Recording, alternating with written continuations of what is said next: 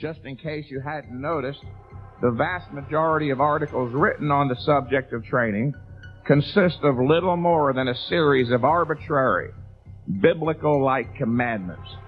Thou shalt perform of this exercise, and thou shalt perform 5 sets of that one. Why? Never any reason. Blank out. No logic, no explanation. You see, audience, the realm of the intellect, the human mind, which again is the central focus of today's thought, is much more demanding than the average bodybuilding writer realizes or recognizes. And formulating a valid, non-contradictory theory of training requires knowledge not just of human physiology, but man's method of gaining knowledge, again, logic. A mere passionate discharge of the arbitrary contents of one's subconscious onto a piece of paper is just that, intellectual vomit. As a man of reason, I act on the basis, or I seek to act only on the basis of understanding the reasons for doing something at all, which is the way all human beings should proceed. And that, once again, is what this seminar is about. I'm not here just to give you another training program and expect you to blindly follow it. Would that be worth the $40 and the time you expended to come here today?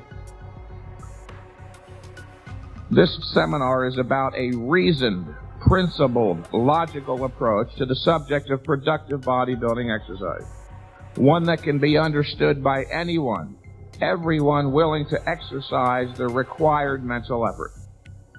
I presume, after all, that you came to Mississauga today because of your enthusiastic desire to achieve your muscular potential, maybe for personal reasons, to be Ontario, the Canadian champion. There might even be those in here who aspire to be Mr. Olympia. And, most important, that you, the audience, already understands that the basis of a rational, logical approach to bodybuilding or any other arena of human endeavor is the recognition that only the specific appropriate knowledge can lead you to engage in the purposeful action required to successfully achieve a goal. In fact, that's my favorite statement in the whole seminar. I'm going to repeat it.